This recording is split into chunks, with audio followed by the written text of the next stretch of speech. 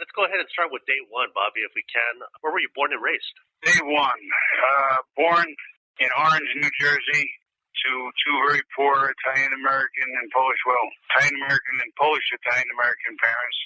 My dad was half Italian, half Polish. My mom was 100% Italian, which makes me three-quarters Italian, a quarter Polish, but the last name, obviously, a leftover thing from my Polish heritage and my grandparents on my father's side. We lived in Orange, New Jersey when I was born. That's where I was born. And I was born to two poor parents, two people struggling. They were teenagers. I was born 5 days before my father was 18, 4 months before my mother was 18. And my dad eventually went back and got his GED. My mom did not, but it was hard because he's now in the world as a grown-up raising a family, and his education was limited, and he was not prepared. Unfortunately, his dad died when he was 2 years old, and he was never really given the guidance that he had given me and my brothers to make the grades in school and prepare, always having a backup plan. And as time would go by, we moved from Orange. We got into East Orange, which was a slight step up. And then eventually we had to leave East Orange and get to a better place for a better school system. And I wound up in Warrington, New Jersey, out in the suburbs, which is where I eventually went on to turn pro, and I hailed from, and most of my career was credited to the kid from Warrington. Where your parents they had you when they were very young. Do you know anything about their backgrounds, how maybe their parents were with them, or were they come from good parenting, or your grandparents? Well, my grandfather, he was a great guy. He had 9 kids. My mother was the 8th of 9, and so he raised and took care of 9 children. Some of them didn't actually make it back in the day. Technology wasn't as advanced, so some of their lives weren't saved when they were young, had illnesses, but 6 of them made it to adulthood. I come from a very, very large family on my mom's side. If you're Italian and you live in New Jersey, you're probably related to me somehow.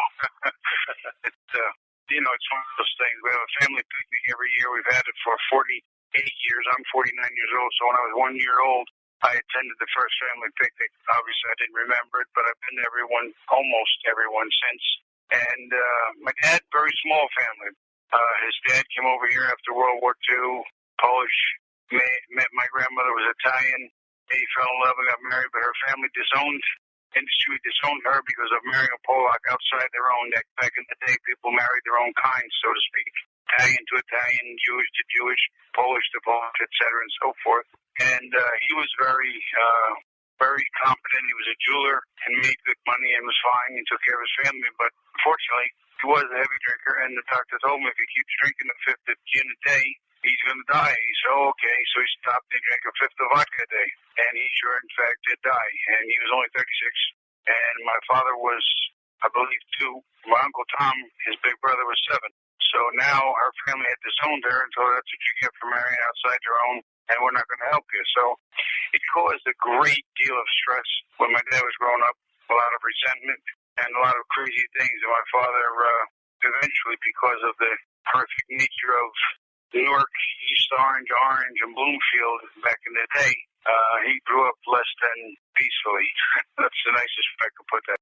The obsession that my father developed from that was his mom and his dad had not prepared him to grow up. And he eventually realized that you spend your first 18 years or first 17 years as a child, and then next 70 or 80 years, if you're lucky, as an adult, responsible for everything that you do. And if you haven't prepared for adulthood in those first 17 years, you can truly screw it up very badly. Yeah, there's that. So he was hell-bent on me going to school, getting A's, getting straight A's. And in any athletic endeavor I was in, I was going to I was going to give it my all, or I wasn't going to be allowed to participate. So that was the case. And then when I turned 10, he decided I was going to fight. I had no decision. Me and my brothers, Vince and Tony, had no choice.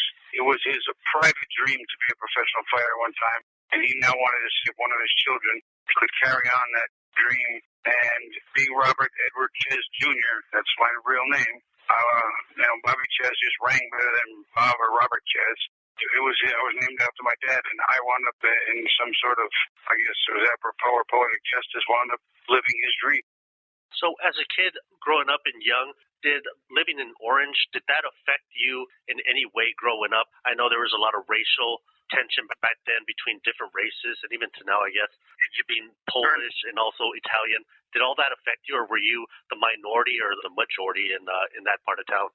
When I was in Orange and East Orange, between the ages of 4 and 10, I was the vast minority. I went to school in 4th grade. When I was in 4th grade, 10 years old, there were 32 kids, 4 white boys, one of which I was, obviously, and no white girls.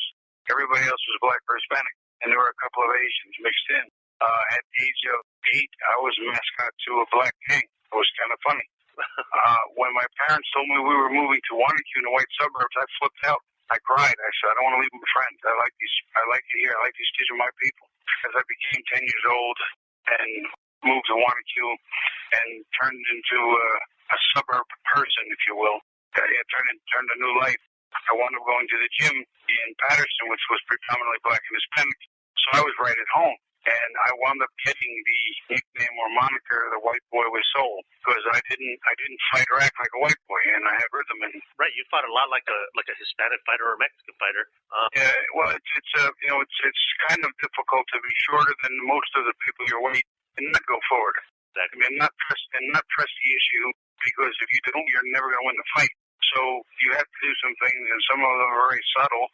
Stay at arm's way, cut through the punches, cut through the reach and the distance, be effective without getting traumatized on the way and beat up and come out on top. So there was a lot of little subtleties that were difficult for the average fan to notice. And, again, when I first turned pro, joke was he's white, bright, and polite, but can he really fight? And 18 years later, 6 weight divisions and 3 world titles, people had eventually give me my due and say, no, he's not just a pretty face. If you think my face is pretty to start with. But I could fight, and, there's nobody that ever fought me that didn't find that out. And even if I lost, I could fight. When you were growing up and you weren't in the gym, you weren't in school, you weren't with your friends, and you were at your house, what was home life like? Home life, I'm not sure that I can describe it to you accurately without some profanity. And by that, I don't just mean cursing, but I mean my household. The viciousness and the vicious nature of my household was not just rated R, but maybe just a little past that. The beatings that I received as a child, I've seen knock out grown men, and I would be expected to stand there and take it and not cry or not move. And my brothers pretty much subjected to the same thing. As we were smaller, I got less beatings. As we got older, I got more, I guess because my father was, in fact, trying to beat me into being the man he wanted me to be. He likened young boys to steel that had to be hammered into sharp blades of a sword. So it had to be beaten to sharpness and beat to be constructed properly and perfected, yeah. In his mind, that was his way of making you guys men early, is to do that? That's exactly correct. That is exactly correct. Did you have any sisters? I have a baby sister, but she's 16 years my junior. I was 16 years born, so when my dad died, and I was 21, she was only 5. So she had not really come under that kind of fire yet, and she started to mellow him a little bit. But he wasn't really interested in having daughters. He was interested in having sons.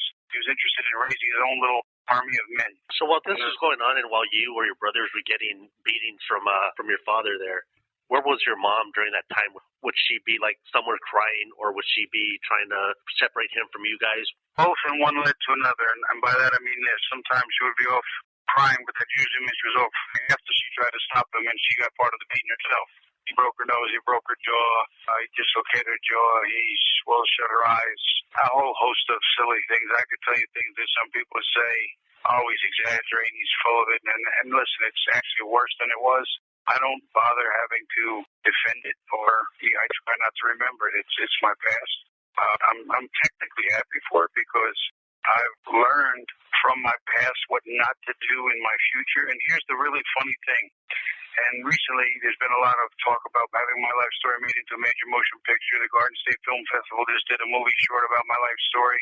And people say, Jesus, I watched the movie short and they say, how hard was it to live up there? I said, almost impossible. But I see so many statistics of kids who are being abused and tortured physically and emotionally and mentally by their parents that grow up to be serial killers, murderers, rapists, and bad people. And I think, from my perspective, I would think Jesus, that's the last thing. If that's all you ever got, why would you grow up to do that?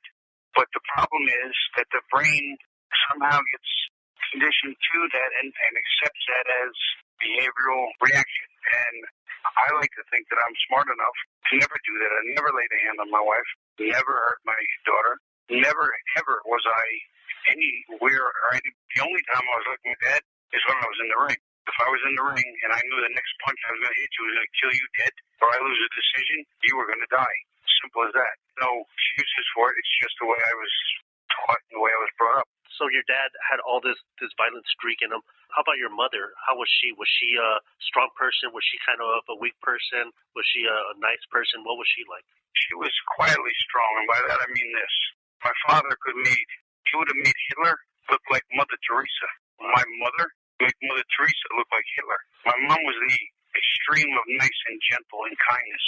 My father was the extreme of viciousness, brutality, and craziness. And I have both of those extremes in me and all these little plateaus all the way to the middle. Do you think that mixture of him being like that, your mom being like she was, made you half that? You could be violent, but then the other half be like such a nice guy. And you know what's funny? My father taught me this a long time ago, and he used to teach me this in a number of different ways. I won't go through all of them, but your brain sets the tone for everything your body does. When your stomach's hungry and you get that hunger signal, that pain, it isn't your stomach, it's your brain sending a signal to your stomach to release that pain because it's hungry. When you feel that heartache because you miss someone or you're in love with someone, it's your brain sending the signal. It's in control of everything, and when you can control it, you can shut off emotion, you can shut off your heart, and you can endure pain and things that you might find otherwise absolutely intolerable. And he used to show me some exercises and different things he did. And he one time, I shouldn't say just one time, but he used to hold his hand out, an open hand. And he would say, come here, son. And he would say, bite into the palm of my hand. Bite as hard as you can. Bite through. So I'll give you $100 if you bite through and bite a piece of my cheek, bite a piece of my chunk of my skin off. And I used to think he was crazy. But I understood the exercise. When I bit, the harder I bit, the more he laughed. And I bit so hard, he bled many times. No big deal. He didn't care. It didn't matter because he turned the pain off. Would he beat you for doing that, or would he? No. Quite the opposite. He would say, good job, son. Because I listened. As long as I listened, I was fine. If he told me to do something, even if it was wrong, and I didn't do it, if I didn't do it, if I didn't listen, that was the thing he didn't want to do. And as he took this to me and he took this into the ring, there are so many individual stories I could tell you that I understood him, made the difference. There was a time when me and my brothers came, we were grown at this time. I was married, my daughter, we were having dinner at Christmas, and he looked at me and my brother looked at me, and both of them said to me, he said, we're not normal. I said, I know. He said, we're just not normal, Bob. I said, I know, bro. Don't worry about it. I said, let me ask you a question. Would you rather trade the horror we went through and be prepared now for our adulthood, or would you rather go back and have a perfect life and not for a damn thing? When you were, let's say, in the ring, when you first started and got in the ring, did you take out any of that anger that you had inside, or what ran through your mind when you got in the ring, when you put a pair of gloves on? Did any of the family home life take part of that? Prior to setting foot in the ring, my decision once I set foot in the ring was to destroy my opponent at all costs, and none of my family life had anything to do with it. This was a job, and I was prepared because I trained hard. I literally busted my chops and broke my ass to get the job done, and I had talent. And were there times when flashbacks from my life, from my home life, happened and came right to the front of my mind? Absolutely. But you can't, this is a great analogy. If you're working your job on the radio, you have a really bad day at the office, and you go out home, you take it out on your kids, that's wrong. But now imagine I have to go to my job's in the ring. I have a really bad day at home. I can't let that affect my ring. Can't let that affect my ring work. Just separate them. I just do.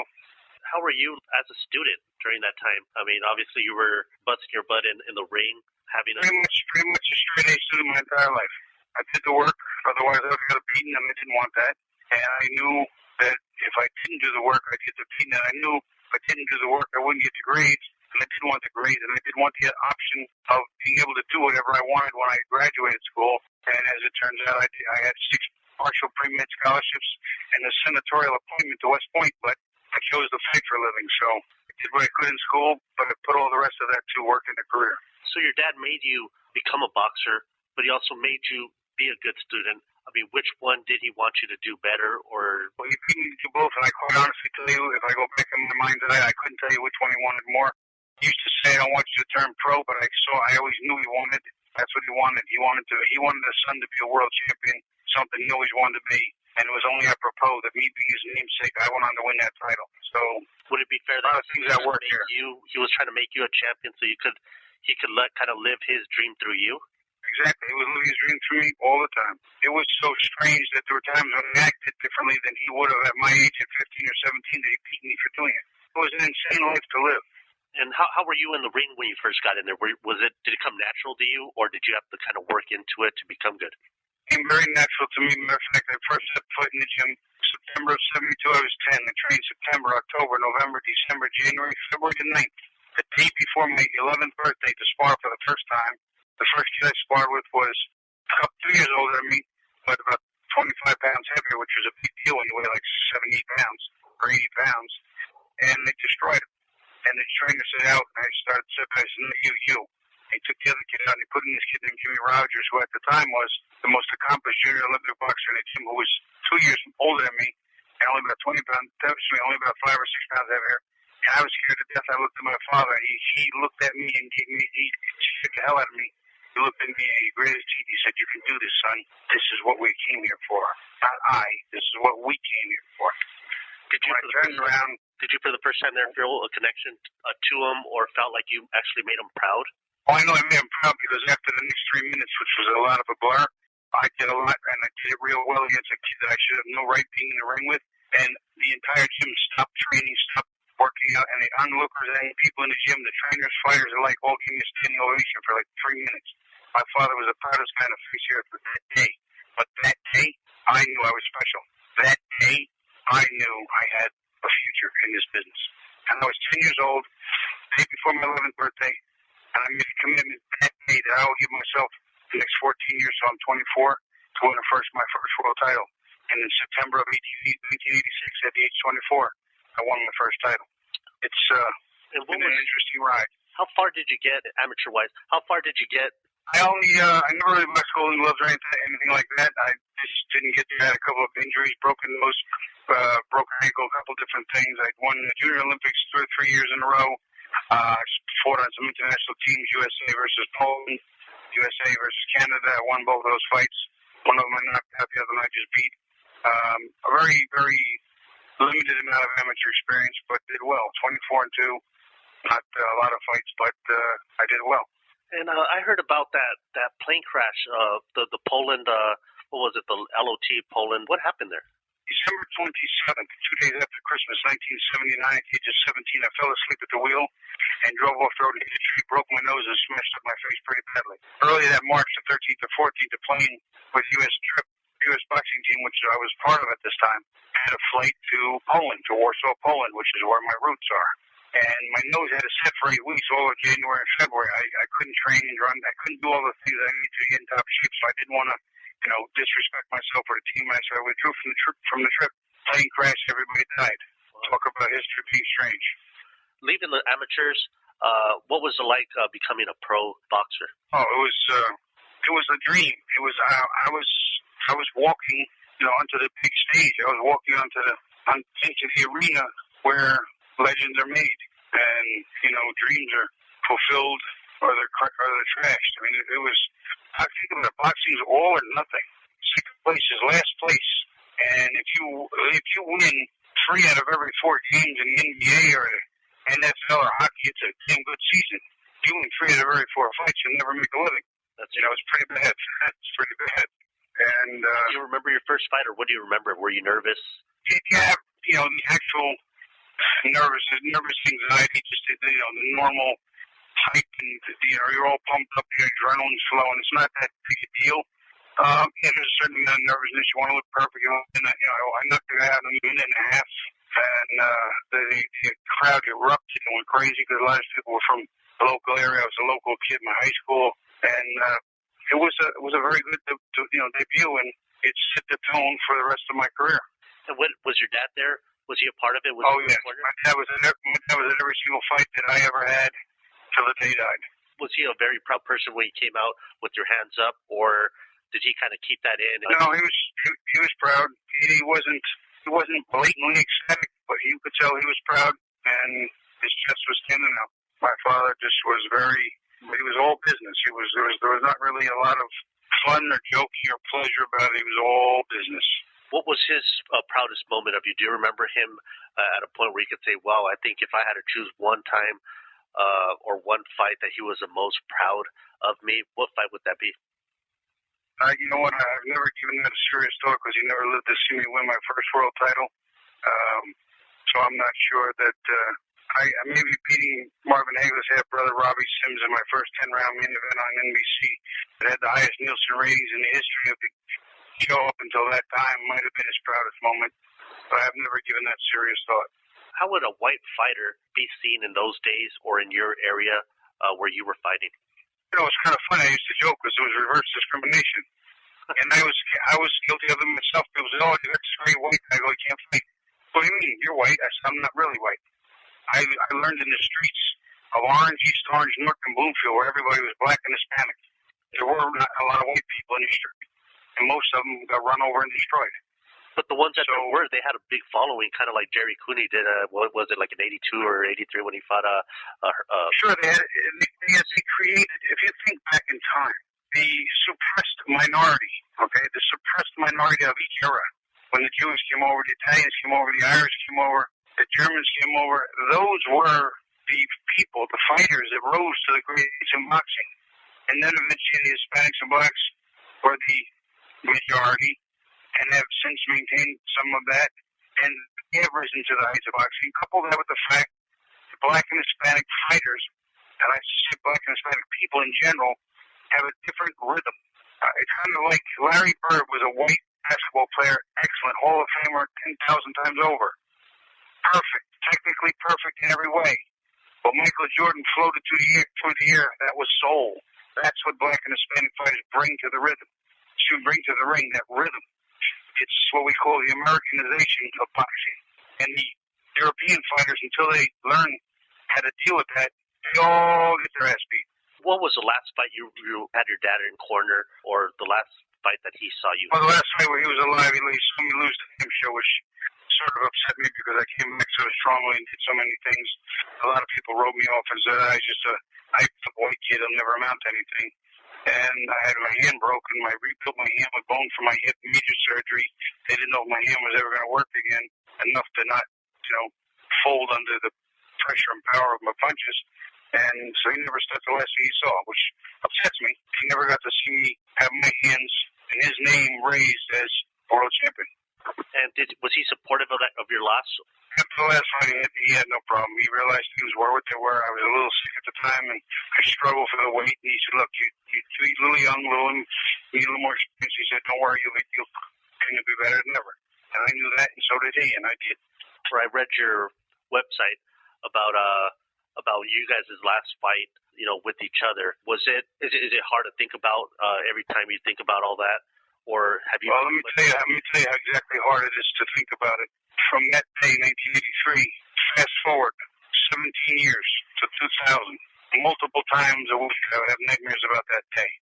Finally, I tried something in the year 2000. It took me about 4 months to do, working on this on every day. Undertaking my father's premise and theory that my mind can control everything. I'd had such horrific nightmares that I woke up with my heart racing, sweating, and really thinking I was going to have a stroke any second and going to die because of the nightmare that had ensued. In 2000, I hypnotized myself to recognize, while I'm unconscious, recognize that my subconscious should bring my father into a dream, be it a good, bad, or indifferent dream, if he is dead. So ever since January of 2000, as soon as my father shows up in a dream, I say to myself in the dream, Bobby, he's dead, just open your eyes, walk away. I open my eyes, and the dream's over. And I usually go to the bathroom, I wash off my face with some cold water, and just sort of shake my head like, oh, it didn't destroy me, and I won't let it destroy me. And now it's been probably at least 6 years since I've ever even had him pop up in a dream, 6 or 7 years. I've actually shut him out with my own mind by subconsciously recognizing that he does not exist and cannot torture me. So because he doesn't. When he did show up in your dream, how was he? It started out normal, and then it turned into what I call a session, where he's torturing my mother, beating her, throwing stuff at her, smashing the food, flipping over the table, or beating us.